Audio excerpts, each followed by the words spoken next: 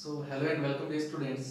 आज के इस लेक्चर में हम डिस्कस करेंगे बाइनोमियल थ्योरम से रिलेटेड कुछ मेंस और एडवांस के प्रॉब्लम। ओके, होप ये जो वीडियो है आपका जेई मेंस के क्विक रिवीजन में काफ़ी हेल्प करेगा। ओके, सो स्टार्ट करते हैं बेसिक प्रॉब्लम से।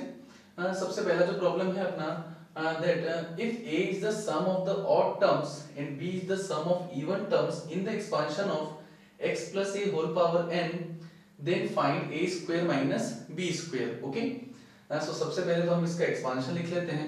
What is the expansion of x plus a whole power n, that is nc0। पहले हम x की पावर n रखेंगे, a की पावर 0।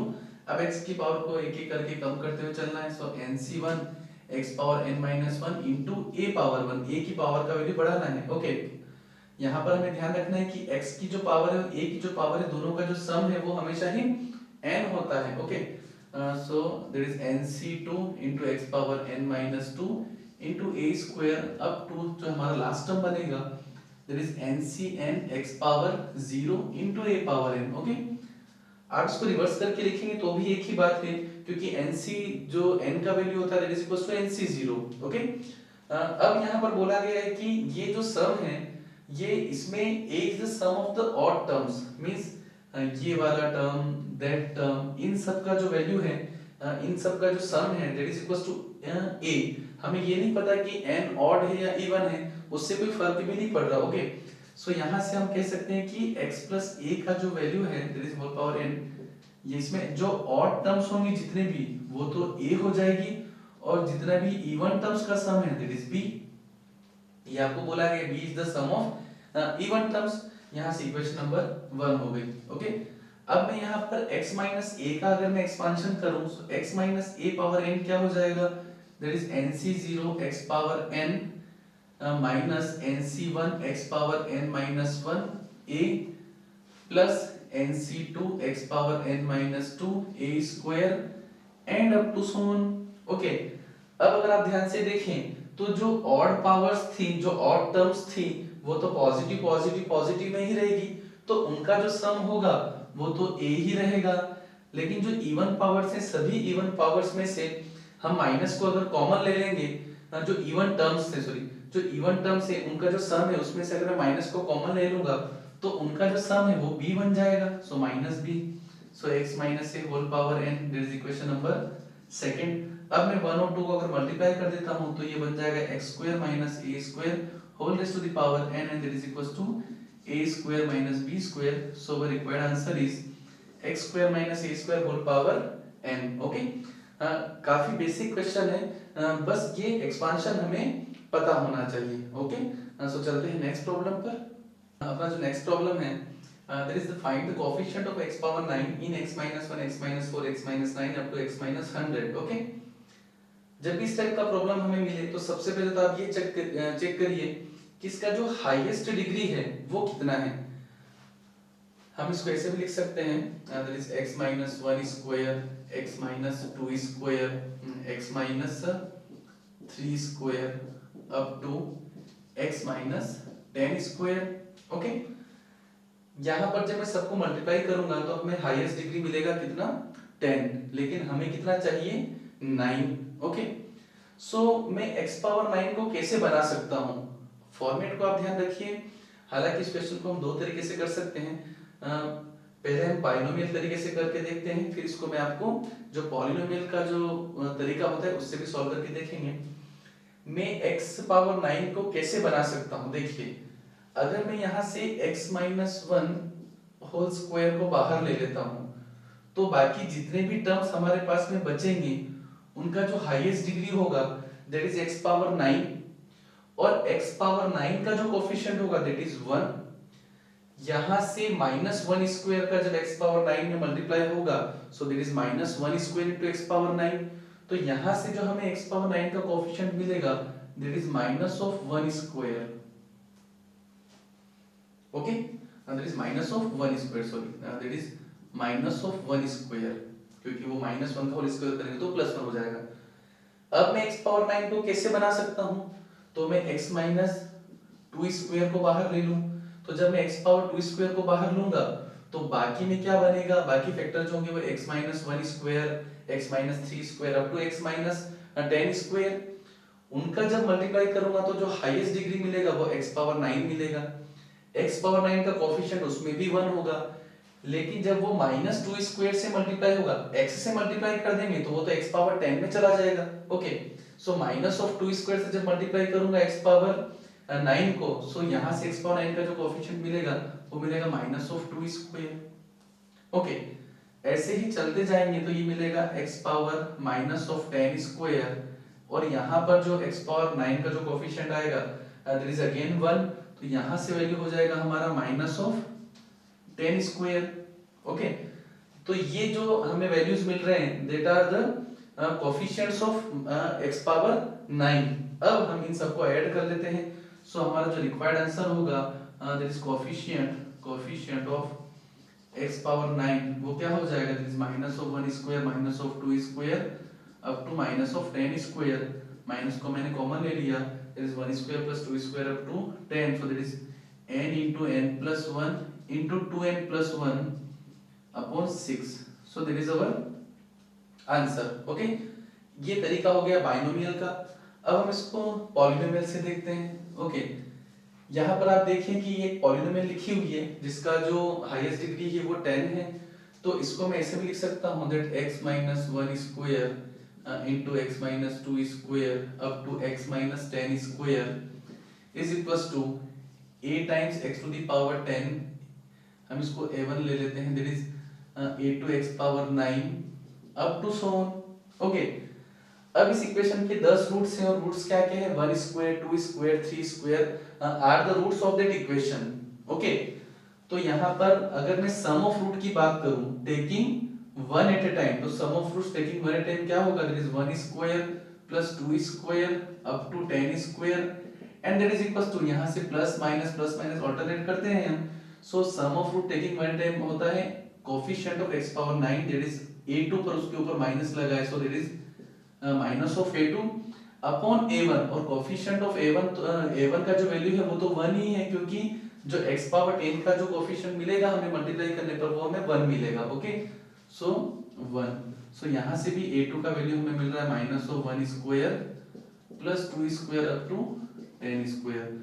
तो आप क्वेश्चन को कैसे भी अप्रोच कर सकते हैं, वो मेथड यूज करके, ये मेथड यूज करके। ओके, सो चलते हैं अपनी नेक्स्ट प्रॉब्लम पर। फ्रेंड्स, अपना जो नेक्स्ट प्रॉब्लम है वो भी coefficient of x power something के कॉन्सेप्ट पर बेस्ड है। Okay, find coefficient of x power 70 in x minus 1 into x square minus 2 into x cube minus 3 up to x power 12 minus 12। जो अपना previous question था उसमें हमने question को polynomial के कॉन्सेप्ट से भी सॉल्व किया था, लेकिन यहाँ पर पॉलिनोमियल का कॉन्सेप्ट यूज नहीं हो पाएगा। ओके, सो हम बाइनोमियल का कॉन्सेप्ट यूज करते हैं। सबसे पहले हम इसका डिग्री देखते हैं। So what is the degree of that expression? So degree of that expression is सब जो जितने भी x की पावर्स हैं उनको मैं ऐड करता हूँ, सो that is degree of expression is 1 plus 2 plus 3 up to 12, and that is what 12 into 13 upon 2, so that is 78। okay, so इसका जो हाईएस्ट डिग्री मिलेगा हमें, हाईएस्ट डिग्री में उसका जो डिग्री होगा highest power of x that is 78, लेकिन हमें चाहिए x पावर 70। तो जब भी इस टाइप का प्रॉब्लम मिले तो हाईएस्ट पावर में से हमें कितने कम करना है, 8 कम करना है, 8 हमें रिड्यूस करना है। तो 8 को मैं कैसे कम कर सकता हूँ, ऐसा करते हैं कि हम x की पावर इसमें होगा 8 माइनस 8, उस फैक्टर को मैं अलग ले लेता हूँ। बाकी के जितने भी फैक्टर्स होंगे उसमें x माइनस 1 होगा, x minus x square minus 2 होगा, up to x power 12 minus 12 होगा, बाकी x पावर 8 उसमें नहीं होगा। इन सब का जब मैं मल्टीप्लाई करूंगा तो मुझे हाईएस्ट डिग्री जो मिलेगा दैट इज 70, x पावर 70, और उसका कोफिशिएंट मुझे 1 मिलेगा। x पावर 70 को जब मैं माइनस 8 से मल्टीप्लाई करूंगा तो मुझे माइनस 8 इंटू एक्स पावर 70 मिलेगा। तो यहां से मुझे जो कोफिशिएंट मिला x पावर 70 का दैट इज माइनस 8।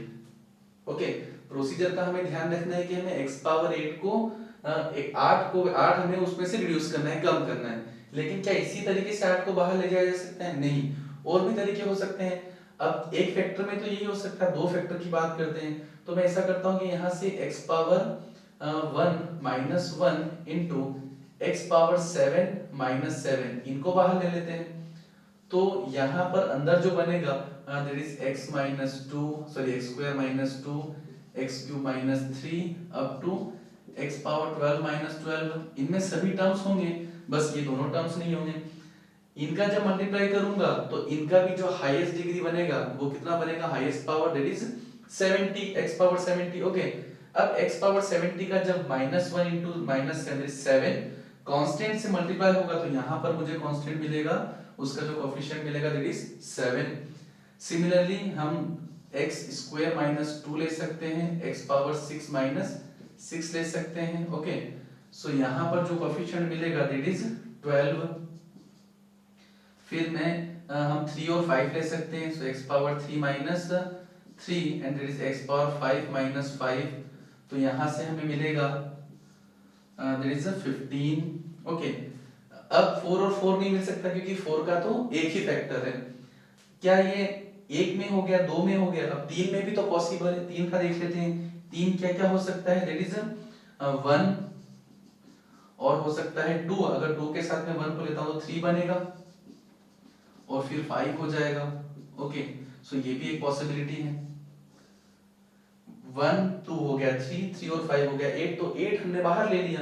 अब यहाँ पर मल्टीप्लाई करूंगा तो दैट इज 2 एंड माइनस 10, तो यहाँ से मिलेगा मुझे -10। एक और देखते हैं, क्या ये 1 3 और 4 हो सकता है, हाँ, तो 1 3 और 4 को ले लेते हैं। 1 3 और 4 को जब मैं लूंगा so that is 1 3 and 4। Okay, so ये हो जाएगा, यहाँ से हमें मिलेगा डिग्री 12 एंड -12। ओके, अब देखते हैं, अब मैं 2 पर जाता हूँ तो जब मैं 2 को लूंगा तो 2 के साथ आएगा 3, दैट इज 3 एंड 2 कितना हुआ 5 और फिर 3, तो वो पॉसिबल नहीं है। मींस हमें ये समझ आ रहा है कि जितने भी फैक्टर्स पॉसिबल थे वो सब ये रहे हमारे सामने। अब इन सबको हम ऐड कर लेते हैं, तो इन सब को जब ऐड करेंगे सो -12 तो हमारा कैंसिल आउट हो जाएगा। ये हो जाएगा 15 एंड दैट इज यहाँ से हम इसको ऐड कर रहे हैं, so the coefficient of x power 70 ये हो जाएगा -8 plus 7 plus 12 plus 15 minus 10 minus 12, that's cancel out, ये हो जाएगा -1 प्लस वहां से आएगा आपका 5, सो आंसर इज 4। ओके, सो इस एक्सप्रेशन में जो x पावर 70 का कोफिशिएंट होगा दैट इज 4। फॉर्मेट काफी अच्छा है और इसका प्रोसीजर काफी सिंपल है, बस हमें याद रखना है कि पेयर्स जो हाईएस्ट डिग्री में से हमें निकालना है वो कितने टाइप से निकल सकते हैं। ओके, चलते हैं अपनी नेक्स्ट प्रॉब्लम पर। फ्रेंड्स देखते हैं अपना next problem. Find the coefficient of x in 1 - 2x cube plus 3x power 5 into 1 + 1 upon x whole power 8। Okay, यहाँ पर हमें एक्सपांशन की जरूरत होगी। ओके, सो कैसे अप्रोच करते हैं, सबसे पहले इसको थोड़ा और सिंपलीफाई कर लेता हूँ, that is 1 - 2x cube plus 3x power 5 और ये हो जाएगा that is 1 + x whole power 8 upon x power 8। Okay, अब इसमें से मुझे कोएफिशिएंट ऑफ x चाहिए, मींस मुझे जो न्यूमरेटर हमारा टर्म है उसमें से हमें x पावर 9 का कोएफिशिएंट चाहिए, क्योंकि डिनोमिनेटर में x पावर 8 है तो वो उस पे x बना देगा। ओके, सो हमें coefficient of x power 9 in 1 - 2x cube plus 3x power 5 into 1 + x whole power 8 चाहिए। मैं इसको मल्टीप्लाई कर लेता हूँ, ये हो जाएगा 1 + x whole power 8 minus 2x cube into 1 + x whole power 8 plus 3x power 5 into 1 + x whole power 8। Okay, अब ये वाला जो ब्रैकेट है उसमें से हमें कोएफिशिएंट ऑफ x पावर 9 तो मिलेगा नहीं, क्योंकि इसका हाईएस्ट डिग्री 8 के इक्वल है, तो यहाँ से तो कुछ भी नहीं मिलेगा।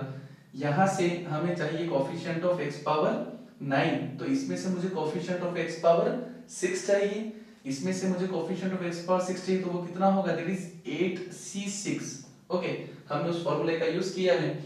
आप अगर वहां से कोएफिशिएंट ऑफ x पावर 6 चाहते हैं तो हमें एक्सपांड करेंगे तो क्या मिलेगा, that is 8c0 + 8c1x + 8c2x square up to 8c8x power 8 तक मिलेगा, हमें 6 वाला चाहिए, so that is 8c 6 into x power 8 और यहां मैं मल्टीप्लाई करूंगा -2 के साथ, so that is -2।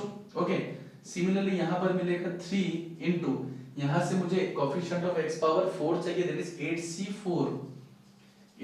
Okay, so that is -2, ये हो जाएगा factorial 8 over factorial 2 into factorial 6 plus ये हो जाएगा 3 times factorial 8 upon factorial 4 into factorial 4। Okay, और सिंपलीफाई करें तो ये तो कैंसिल हो गया अपना, और यहाँ से आ जाएगा -8 into 7 प्लस ये हो जाएगा 3 into 8 into 7 into 6 into 5 over ये हो जाएगा 4 into 3 into 2 into 1, that is cancel out, ये भी कैंसिल हो गया, सो ये बनेगा -56, वहां से हो जाएगा that is 30 multiply by 7, that is 210, इसको सब्ट्रैक्ट करेंगे, that is our answer. Okay, so इसको कैसे अप्रोच करना है, जब भी पावर में कुछ ज्यादा मिले, मींस क्यूबिक से भी ज्यादा पावर 4 पावर 5, तो फिर हमें बाइनोमियल एक्सपांशन का यूज करना होगा। ओके, चलते हैं अपनी नेक्स्ट प्रॉब्लम पर। नेक्स्ट प्रॉब्लम है that is the sum of the binomial coefficients in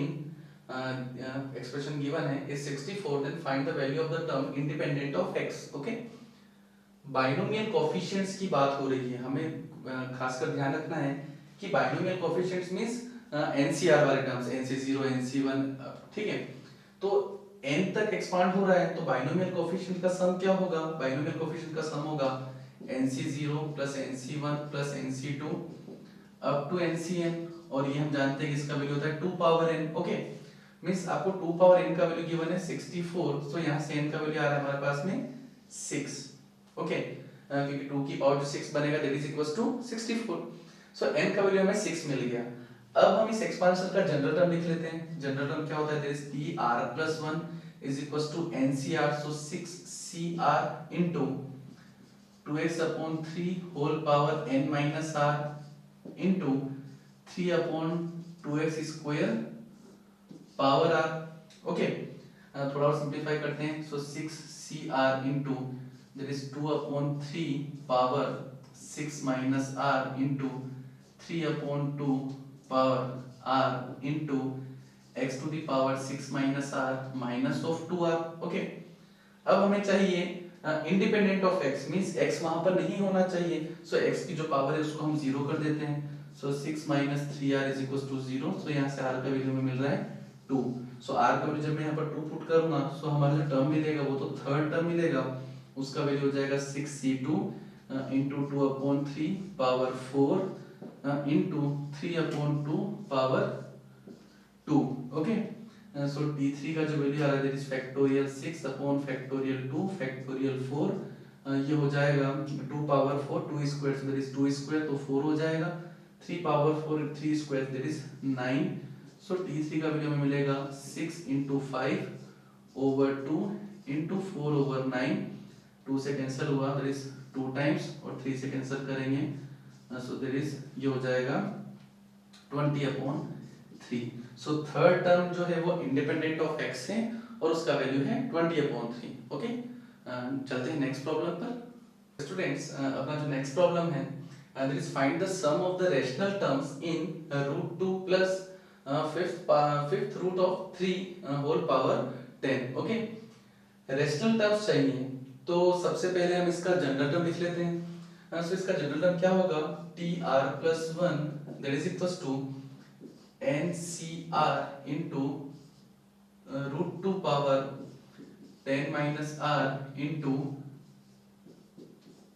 fifth root of 3 power r, so ये हो जाएगा tr+1 इज इक्वल्स टू, थोड़ा और सिंपलीफाई कर लेते हैं, that is 2 power 10 minus r over 2 into 3 power r over 5। Okay, अब क्योंकि हमें रैशनल टर्म्स चाहिए, तो ये जो दोनों फैक्टर्स हैं ये दोनों ही रैशनल होने चाहिए। ओके, तो दोनों ही रैशनल कब हो सकते हैं, तो हम रैंडम वैल्यूज पुट करके देखते हैं।